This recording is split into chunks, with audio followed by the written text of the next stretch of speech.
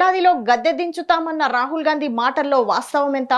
వ్యవస్థాగతమైన బీజేపీని ఎదుర్కోవడానికి సోషల్ మీడియాలో పుట్టుకొచ్చే డిజిటల్ ఉద్యమాలు సరిపోతాయా?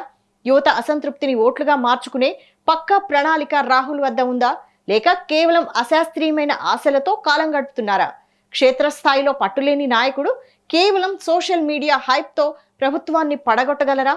అసలు క్షేత్రస్థాయిలో కాంగ్రెస్ పరిస్థితి ఏంటి? మోదీని ఢీకొట్టే సత్తా రాహుల్ గాంధీకి ఉందా?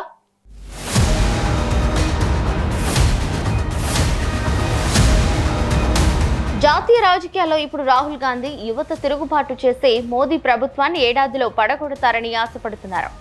జెన్జీని విప్లవ శక్తిగా అభివర్ణిస్తున్నారు. నిరుద్యోగం, పేపర్ లీక్లు, పరీక్షల నిర్వహణలో వైఫల్యాల వల్ల ఆగ్రహంతో యువత వీధుల్లోకి వచ్చి మోదీ ప్రభుత్వాన్ని గద్దదించుతుందని ఆయన బలంగా విశ్వసిస్తున్నారు. ఏడాదిలో మోదీ ప్రభుత్వాన్ని కూల్చేస్తారని అంటున్నారు.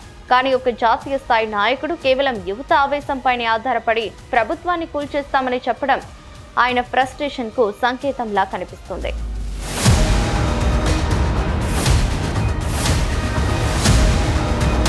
ఇటీవల సోషల్ మీడియాలో ప్రకంపనలు సృష్టించిన కాక్రోచ్ జనతా పార్టీ వంటి పారడీ ఉద్యమాలను చూసి దేశంలో ఒక పెద్ద విప్లవం రాబోతోందని రాహుల్ గాంధీ భ్రమపడుతున్నారా అన్న సందేహం వ్యక్తమవుతుంది.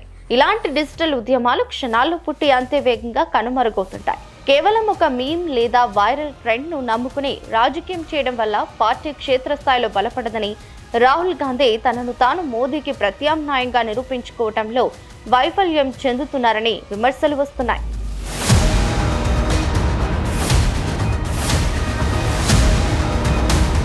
రాహుల్ గాంధీ ఆలోచనల్లో ఉన్న ప్రధాన లోపం వ్యవస్థాగత పోరాటం కంటే పరిస్థితుల ప్రభావంపైన ఎక్కువ ఆశలు పెట్టుకోవటం.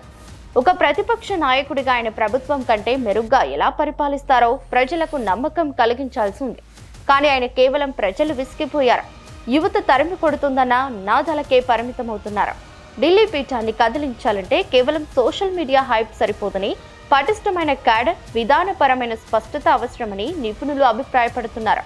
Because my grandmother died, I don't want other people to suffer. But this sentiment is completely being crushed. There's a fundamental problem with our medical system. There's a fundamental problem with our medical exam system.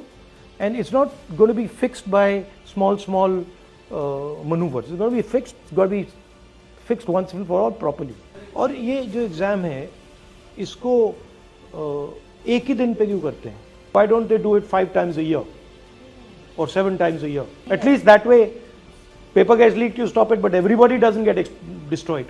యువతలో అసంతృప్తి ఉన్న మాట వాస్తవమే అయినా దాన్ని ఓట్ల రూపంలోకి మార్చడానికి అవసరమైన క్షేత్రస్థాయి యంత్రాంగం కాంగ్రెస్ లో లోపించింది. కాక్రోచ్ పార్టీ వంటివి కేవలం డిజిటల్ అసమ్మతిని మాత్రమే సూచిస్తాయి. కానీ ఎన్నికల యుద్ధ భూమిలో బీజేపీ వంటి బలమైన యంత్రాంగాన్ని ఢీకొట్టాలంటే రాహుల్ గాంధీ తన నాయకత్వ శైలిని మార్చుకోవాలి. కేవలం జెన్జీ యువత తనను నెత్తిన పెట్టుకుంటుందనే ఊహల్లో ఉండటం కంటే ఆ యువతకు ఉద్యోగాల కల్పనపై ఒక పక్క ప్రణాళికను వివరించగలిగితేనే ఆయన నాయకుడిగా రాణిస్తారు. మొత్తానికి రాహుల్ గాంధీ కలగంటున్నట్లుగా ఏడాదిలో ప్రభుత్వం పడిపోవడం అనేది అసాధ్యం. రాహుల్ గాంధీ తన కలలను పక్కన పెట్టి వాస్తవ రాజకీయాల క్షేత్రంలోకి వచ్చి పోరాడితేనే కాంగ్రెస్ పార్టీకి భవిష్యత్తు ఉంటుంది.